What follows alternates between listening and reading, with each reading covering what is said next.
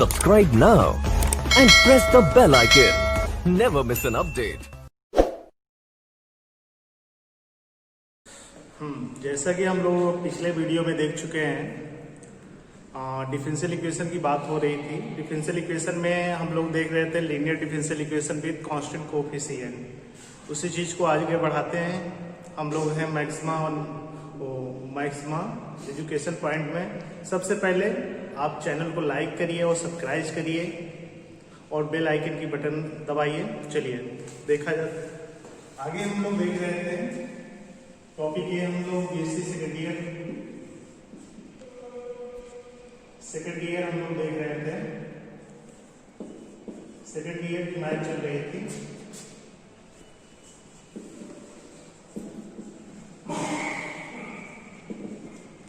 और इसमें हम सेकेंड पेपर हम लोग देख रहे थे। सेकेंड पेपर आपका ये है differential equation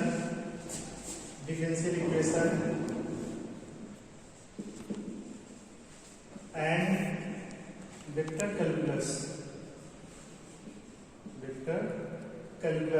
and vector calculus.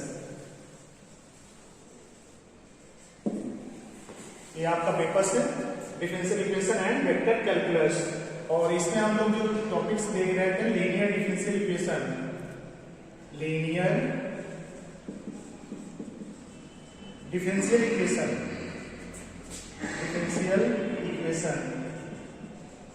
With constant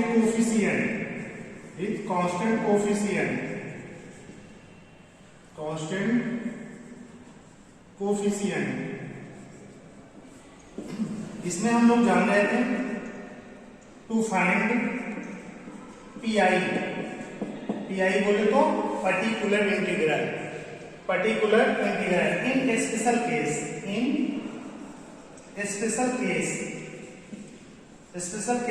जिसमें से पहले स्पेशल केस में हम चर्चा कर चुके हैं। पहला स्पेशल केस ये आपका था टू फाइंड 1/fd e की power ax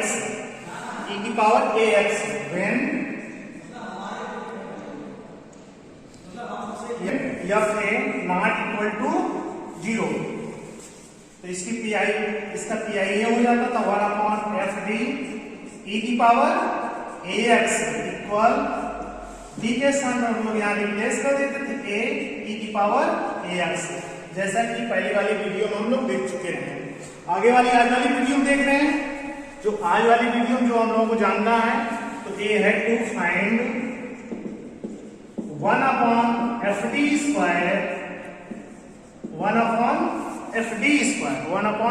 square sin ax and 1/fd square cos ax when f minus fa square not equal to 0। आज इसका पीआई निकालना हम लोग सीखेंगे, जानेंगे कि इसका पीआई हम लोग कैसे निकालेंगे। चलिए शुरू करते हैं। और शुरू करने से पहले इसका भी पीआई जानेंगे और दोनों को कंबाइन करके कैसे पीआई फाइंड किया जाता है, कैसे डिफरेंशियल इक्वेशन को सॉल्व किया जाता है। एक छोटा सा एग्जांपल देखते हैं। Solve dy square upon dx square minus 9y sine 3x। चलिए सॉल्व करते हैं। सॉल्व में देख रहे हैं, लिखेंगे the given equation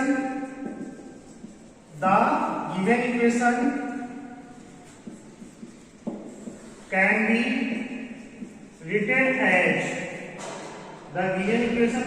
written as b square minus 9y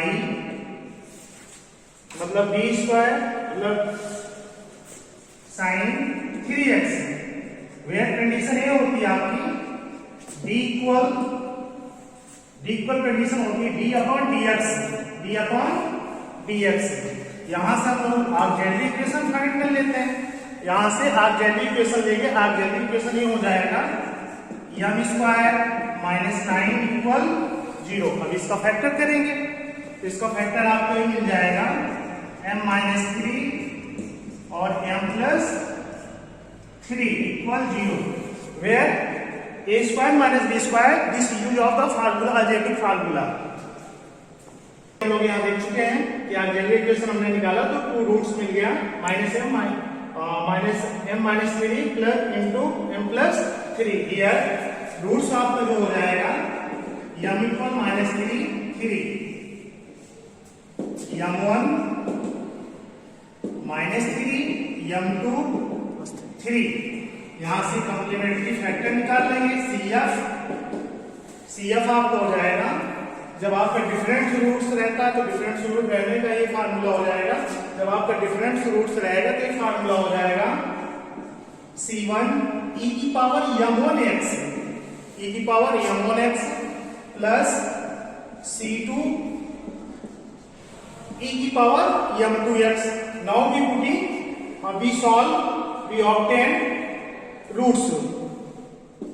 C1 e की power minus 3x plus C2 e की पावर 3x। देखिए तो बात पुरानी हो चुकी है, आप जान चुके होंगे, मतलब कई स्टेप में वो हो चुका होगा।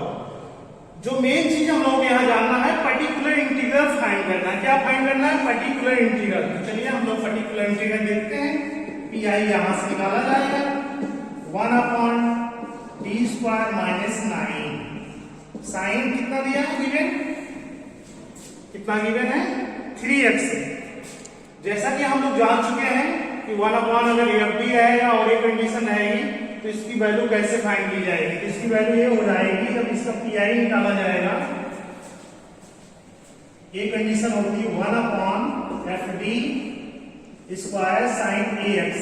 कंडीशन इसकी ये हो जाएगी, जब पी आई निकालेंगे तो डी स्क्वायर के स्थान पर माइनस ए स्क्वायर रिप्लेस कर दिया जाता है। ठीक है, एक कंडीशन हो गई, जैसा कि यहाँ लिखा नहीं गया है। इसलिए नहीं लिखा गया क्योंकि इसीलिए एग्जाम्पल देख रहे हैं, अगर लिख दिया गया होता तो इसका कोई मतलब नहीं होता। ठीक है, हाँ चलिए यहाँ देखते हैं। यहाँ ए के स्थान पर क्या रिप्लेस किया जा रहा है, क्या दिख रहा है आपको? 3 दिख रहा है। ए के स्थान पर आप 3 को पुट करिए तो ये डी के स्थान पर हो जाएगा minus 3 square into sine 3x और इसको करेंगे इसका स्क्वायर। देखिए ये मतलब माइनस का स्क्वायर नहीं हो रहा है, अगर आप सोचें तो माइनस का स्क्वायर नहीं, सिर्फ यहाँ कंडीशन क्या दी, एफ माइनस ए स्क्वायर। आपको सिर्फ ए का ही स्क्वायर करना है, माइनस का स्क्वायर नहीं करना है। अगर आप कर देंगे माइनस का भी स्क्वायर कर देंगे प्लस हो जाएगा तो 0 हो जाएगा, तो इसका कोई मतलब आपको नहीं निकलेगा, तो पी आई आपका नहीं आएगा। हाँ इसको करेंगे कितना हो जाएगा 9 करेंगे कितना होगा 18 हो जाएगा। कैलकुलेशन आपके ऊपर है, कैलकुलेशन हम नहीं करते हैं। ठीक है, आपको बता दें जोड़ने का मतलब आप जानते ही होंगे, 20 तक पहुंच गए होंगे। तो जैसे हम देखिए पी आई हमको क्या मिला, sine 3x upon minus 18। Hence required,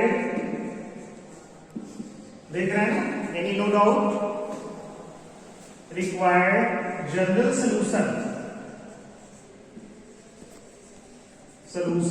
each given equation y equal CF plus PI।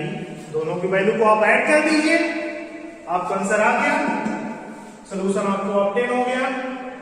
C1 e की power minus 3x, C2 e की power 3x minus sine 3x upon 18। Any no doubt, एक problem छोड़ देते हैं, आप लोग करिएगा। Same problem, D square minus 25 y cos 2x। Okay